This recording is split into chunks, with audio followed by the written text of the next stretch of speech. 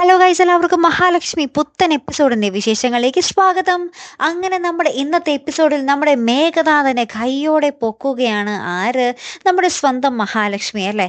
മഹാലക്ഷ്മിയുടെ അടുത്ത് ഇപ്പോൾ ചെറിയൊരു അഭിപ്രായ വ്യത്യാസം സാഗറിന്റെ കാര്യം മറച്ചു വെച്ചതിൽ മാത്രം കേട്ടോ. സാഗറിന്റെ കാര്യം എന്തായാലും നമ്മുടെ കണ്ണനോട് തുറന്നു പറയേണ്ടതായിരുന്നു. നിങ്ങൾക്കും അങ്ങനെ തോന്നിയില്ലേ പ്രേക്ഷകരെ? ഒന്ന് കമന്റ് ചെയ്തേക്കണേ. അപ്പൊ ഇന്നത്തെ എപ്പിസോഡിലുണ്ടല്ലോ, ആദ്യം തന്നെ നമ്മുടെ ദുർഗാമ്മ കണ്ണന്റെ മനസ്സിലിങ്ങനെ കുത്തിത്തിരിപ്പ് ഉണ്ടാക്കാൻ നോക്കുന്നുണ്ട്. അവൾ സാരി മാറിയിട്ട് വന്നത് കണ്ടോടാന്നൊക്കെ പറഞ്ഞിട്ട്. അപ്പൊ നമ്മുടെ കണ്ണൻ പറയുന്നുണ്ട്, പിന്നെ ക്ഷേത്രത്തിൽ പോകുന്നതിന് മുമ്പ് കുളിച്ച് ശുദ്ധമൊക്കെ ആവണ്ടേ, അവൾ അവളുടെ വീട്ടിൽ കയറി കുളിച്ച് സാരിയൊക്കെ മാറി വന്നു, അതിന് നിങ്ങൾക്ക് എന്താ എന്നൊക്കെ ചോദിച്ചിട്ട് തിരിച്ചു ചൂടാകുന്നൊക്കെ ഉണ്ട്. അപ്പൊ തന്നെ കരുണ, ഓ ഇയാളെന്തൊരു പോങ്ങനാണെന്നൊക്കെ പറഞ്ഞ് നമ്മുടെ കരുണ ഇങ്ങനെ മനസ്സിലൊക്കെ പറയുന്നുണ്ട് കേട്ടോ. അതിനുശേഷം നമ്മുടെ മഹാലക്ഷ്മി ഇങ്ങനെ പുറത്തിറങ്ങി ഇങ്ങനെ ആലോചനയിലാണ്. ആ ഒരു സാഗറിനെ പറ്റി താൻ എത്രയോ വിശ്വസിച്ചിരുന്നതാണ്, താൻ സ്വന്തം ആങ്ങളെ പോലെ കരുതിയിരുന്നതല്ലേ. ഇങ്ങനെ ഒരു ചതി നമ്മുടെ മഹാലക്ഷ്മി ഒട്ടും പ്രതീക്ഷിച്ചിരുന്നില്ലല്ലോ. അപ്പൊ തന്നെ സാഗർ നമ്മുടെ മഹാലക്ഷ്മിയോട് മാപ്പൊക്കെ പറഞ്ഞ് മെസ്സേജ് ഒക്കെ അയക്കുന്നുണ്ട്. അപ്പൊ തന്നെ നമ്മുടെ മഹാലക്ഷ്മി തിരിച്ചയക്കുന്നുണ്ട്, മെയിലിൽ എനിക്ക് മെസ്സേജ് അയച്ചു പോകരുതെന്നൊക്കെ പറഞ്ഞിട്ട് കേട്ടോ.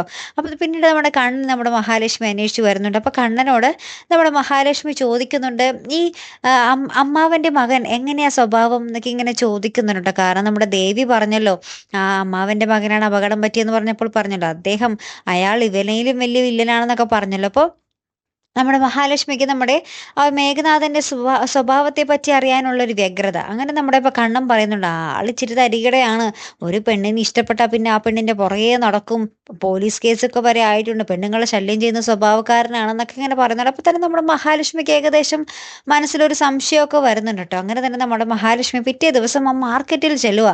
നമ്മുടെ മേഘനാഥനെ അവസാനമായിട്ട് കണ്ട മാർക്കറ്റില്ലേ, അവിടെ ചെന്നിട്ട് അവിടെ ഒരു CCTV ഒരു ക്യാമറ കാണും. അങ്ങനെ മഹാലക്ഷ്മി ആ കടയിൽ ചെന്നിട്ട് ഇത്രാം തീയതി ഇത്ര സമയത്തിന് ആ ഒരു ക്യാമറ വിഷ്വൽസ് എനിക്ക് കാട്ടിത്തരാമോ എന്ന് പറയുമ്പോൾ അദ്ദേഹം കാണിച്ചു കൊടുക്കുന്നുണ്ട്. അങ്ങനെ നമ്മുടെ മേഘനാഥനെ കാണുന്നുണ്ട്. അപ്പോൾ തന്നെ അയാൾ ഇങ്ങനെ പറയുന്നുണ്ട്, ഇത് നമ്മുടെ മേഘനാഥൻ സാറല്ലേ എന്ന് പറയുമ്പോൾ തന്നെ നമ്മുടെ മഹാലക്ഷ്മിക്ക് മനസ്സിലായി, ഇത് അമ്മാവൻ്റെ മോൻ മേഘനാഥനും സെയിം ആണ്, അതാണ് എൻ്റെ മുന്നിൽ വരാതെ ഇങ്ങനെ മാറിക്കളിക്കുന്നത് എന്നുള്ളൊരു കാര്യം നമ്മുടെ മഹാലക്ഷ്മിക്ക് മനസ്സിലാവുകയാട്ടോ.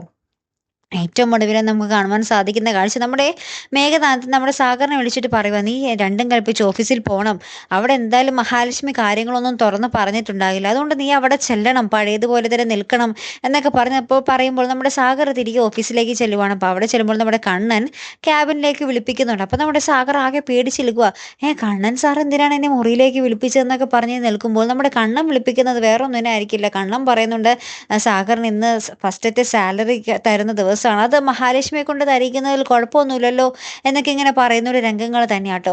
ഏറ്റവും ഒടുവിൽ നമ്മുടെ സാഗർ ഇങ്ങനെ ആ ക്യാബിൽ നിന്ന് പോകുമ്പോൾ നമ്മുടെ കണ്ണൻ ദേഷ്യപ്പെട്ട്, സാഗറെ ഒന്ന് നിന്നേ എന്നിങ്ങനെ പറയുന്നുണ്ട്. അപ്പോൾ സാഗർ ആണെങ്കിൽ ആ ഒരു പറച്ചിൽ കേട്ട് ഇങ്ങനെ ഞെട്ടി നിൽക്കുന്നുണ്ട്.